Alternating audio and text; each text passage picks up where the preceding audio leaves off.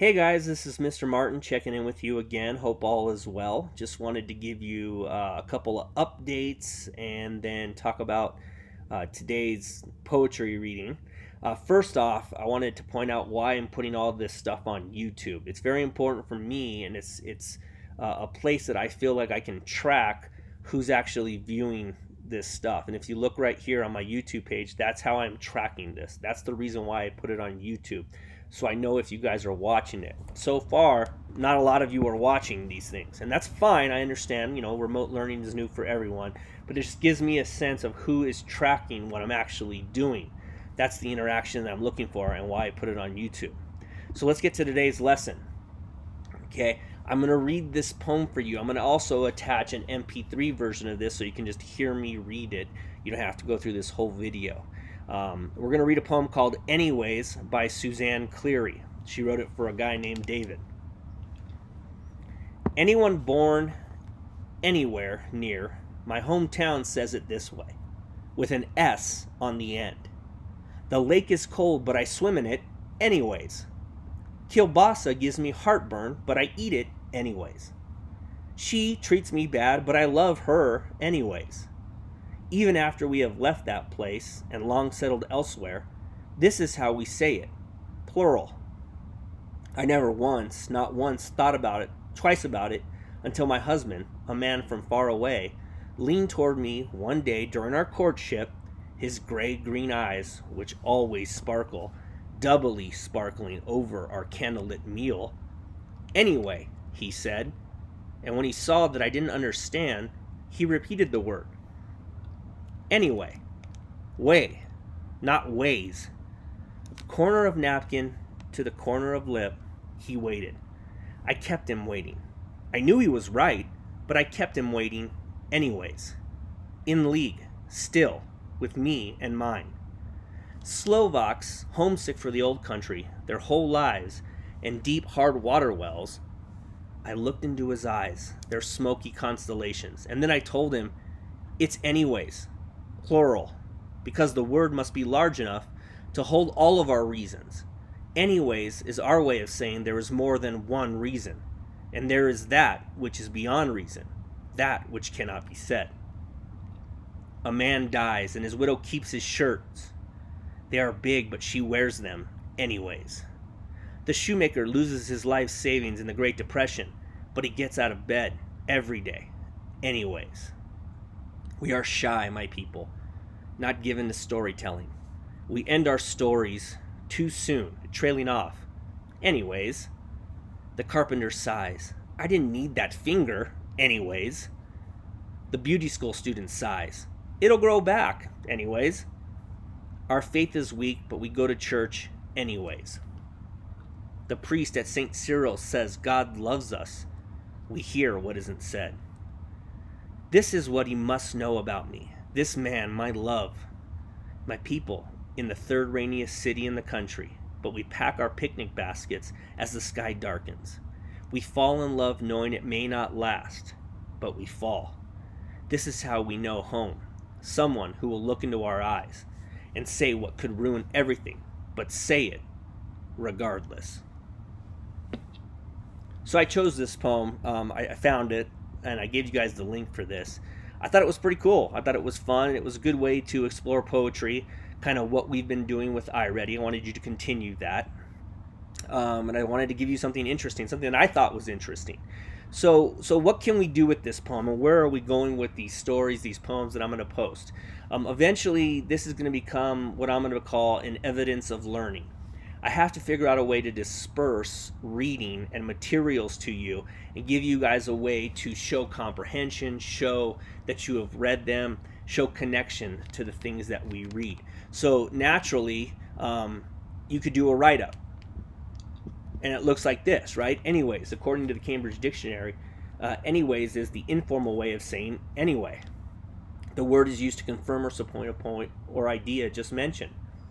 As a poem, anyways is about identity and connection to ourselves, to our past, to our family history, and to the difficulties of including the other into our tightly knit lives. This is what this poem means to me. It's a poem about relationships, about asserting who we are from the very beginning, of our relationships with people. It's important to know that the poem tells us right away that the poet married this man in spite of their differences. And it's also important to recognize with that last word, regardless, that the speaker of the poem, yep, she knows the proper usage and what's not proper usage, but she makes her own choices. And that's very relatable to our lives. So what's in a word? Well, this poem tells us almost everything. Now, academically, I can do that all over again. And if Mr. Martin assigns you a CER, kind of like I did for the mother to son, I give you all these prompts and I ask you for claim, evidence, and reasoning. It's very easy to do that in this poem. And this is what mine kind of looks like. And you'll get this document so you can inspect it and you can look at it for guidance when I ask you for more CERs. My claim, well, we're born with inherent stubbornness, and it shows up often in our lives when we venture out of our circle, out of our family. Right now, we're tucked away in our families, in our homes. We're locked in. But when we leave, we have to talk with other people. We have to conversate. We have to converse with them, right? And this lady does this in this poem. Her quote, I kept him waiting. I knew he was right, but I kept him waiting anyways. In league still with me and mine, right? I kept him waiting because I had that inherent stubbornness that the way we said it was the right way. What we do oftentimes, even though when we know it is wrong, is why I picked that quote. It shows that even when we know things are wrong, we do them the way that we want to do them. Politics, sports, other things we defend despite knowing we're wrong. Some people call that habit, right? Okay? Or tradition. For most of us, it's choice, though. It's far too easy to maintain a habit than it is to change one. So right there, I gave you my claim, my evidence, and my reasoning. And then I go to back it up with the reason for our feeling that way doesn't have to be sound in reasoning, if you think about it. And I added that long quote right here, and I did it in the proper format. It's anyways plural, and she goes on to defend why she says that, saying it is because it's bigger than one reason. It's beyond reason. The speaker clearly doesn't believe grammar trumps her family's history. She chose to add an S because it was once excused by some grandiose family story. How can you top an explanation like that, right? And there is that which is beyond reason. Who can argue with that? Okay, well, it's also relatable to the things we do in life. I mean, I know your parents have used this line. I've used it with my kids because I said so. Okay, there are words that we hate to hear, especially in an argument or a disagreement, naturally because it's the people who speak them are backed up by power or authority. That's why your parents use it, because they can't. So I've given you a reason, or I've given you an example of how you can use it in a CER.